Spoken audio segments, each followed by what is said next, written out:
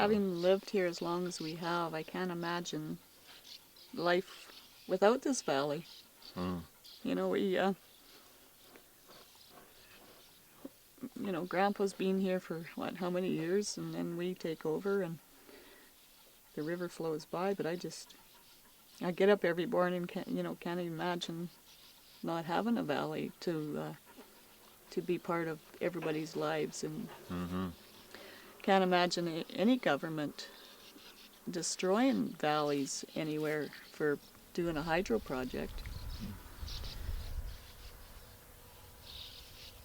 Life for us and many of the people, all the people in the valley, has virtually been put on hold for many years now because of Site C Dam. And it's always tough to make plans and to look ahead to the future and what a person wants to do in every aspect, as far as making improvements, on the farm and on your house and home, and it's so frustrating for many of us, and not just the people that live in the valley, but the people who care about the values of the valley, of just that we have a government that's in the midst of trying to destroy what we have here, and when there's so many alternatives to it now, it's so unneeded, and we don't even need the power from this project. So it's just bad. Site C is just bad on every level that you look at it, and it's so unnecessary, and it's so frustrating that despite all of that, this government just forces it ahead, and of course we're so encouraged by the level of opposition that is growing and growing on a steady basis. Unfortunately, it's at the last minute here, but that's just the way those things work. That's when people get motivated to, and it becomes very real and immediate for people to respond to. Well, and the reality of their timelines, we've received a verbal notice in March, and they want us out of here by Christmas. You don't just pack up a farm and buildings and relocate. Yeah. To where? Yeah. It's like that doesn't happen. And so BC Hydro is, well, they've always had timelines, but they never meet them. And in ourselves, we're not focusing on where we're moving to. We're focusing on stopping this project, and you stop fighting and you die, and I'm not ready to do that. And I'm not going to do that.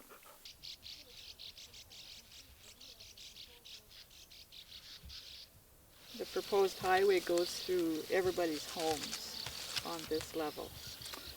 Yeah, it goes through, well, of course, here alone, it's destroying our place and Arlene's mom's place. Then it goes right through our campground, basically through the whole infrastructure of the campground that we run.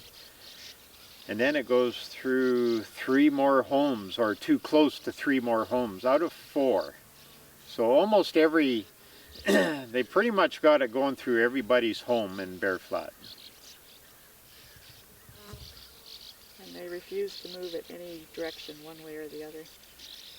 Yeah, we've asked them. I mean, not that our key is trying to work with them and put the highway somewhere, but we've suggested to them, put the highway back up against the base of the hills where it wouldn't go through anybody's home.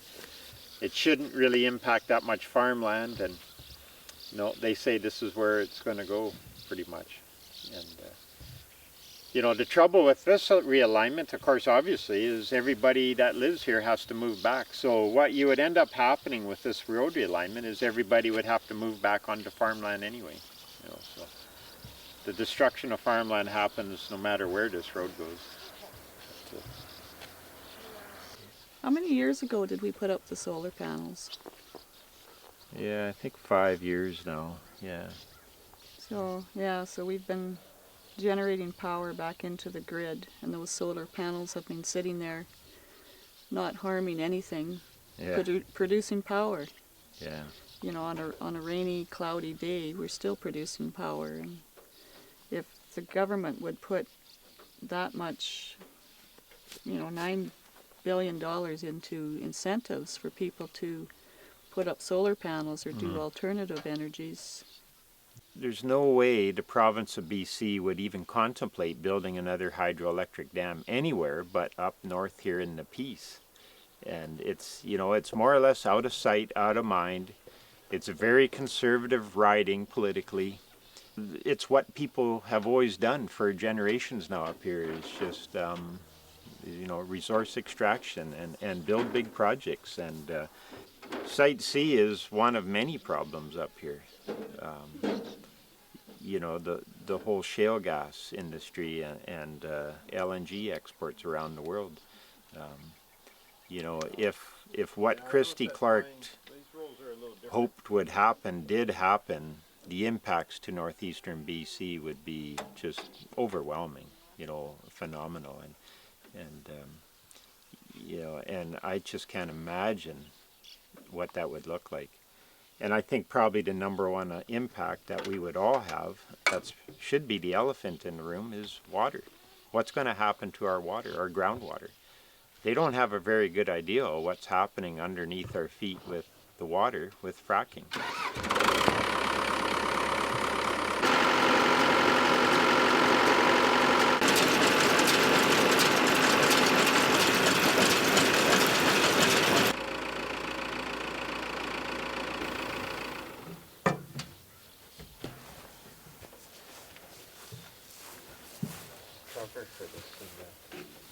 That?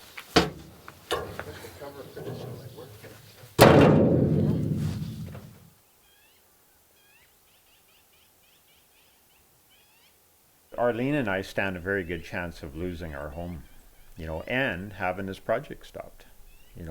That could very likely happen. But in my mind, that would still be a win. We could relocate, but we would still have this valley. Yeah. That's not, that is very productive but yeah, that's what we face because of the highway relocation.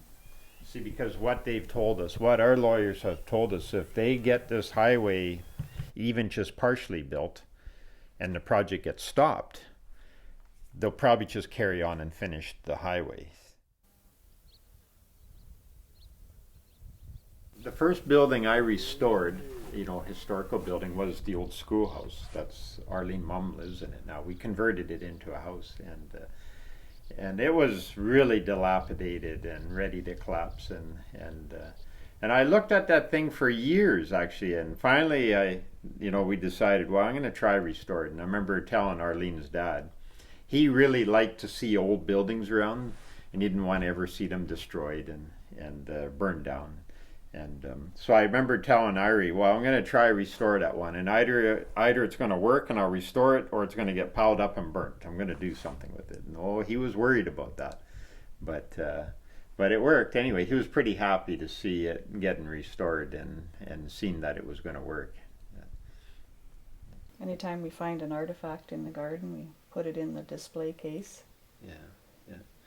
Yeah, no, that's right. I mean, it is amazing that most all of this items in here are from locally, and mostly from your family, due to the fact that they don't throw anything away.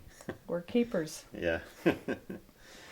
And it's really neat to have the families come, the families that were raised in this house come here, Yeah. And see their home that they were raised in, and then their memories of the different things that they remember as kids being in the house, and it's really neat to have those treasures. Yeah, Arlene and I are directors of the Historical Society in Fort St. John, and the president, she's a very good piano player, so she got playing away on there, and she was actually quite impressed by that piano, and she did a very good job. Yeah, Grandpa bought that for a church when he was in Dawson, and then he donated it to a church, and then when they didn't need it anymore, they gave it back to the family, and then Grandpa gave it to us girls. And the Ken does not want to move it again. No, that's actually, that piano is my main motive for stopping Site C, because I do not want to move that piano again. I was a lot younger when we moved it in here. I don't want to move it out again. So. We think there's a very good chance this project will be stopped. And meanwhile, BC Hydro has gone through the process of trying to scrub evidence of, of man being in the valley, and useful structures for people to continue to be in the valley, so. And we're facing the same prospect right now. BC Hydro wants us moved off this property, and probably next spring, by this time next year, if they get their way, our house will be bulldozed and gone, and whatever we don't move off of here will be gone. And that seems almost to be their motive, just to get to scrub the landscape of any evidence of human habitation and attachment and people's hopes and dreams and the history of an area. It's like they just want to get rid of that, because that's not of any benefit to them. They don't want that. They just want to make a sterile environment where they can go in and flood it for a hydroelectric project.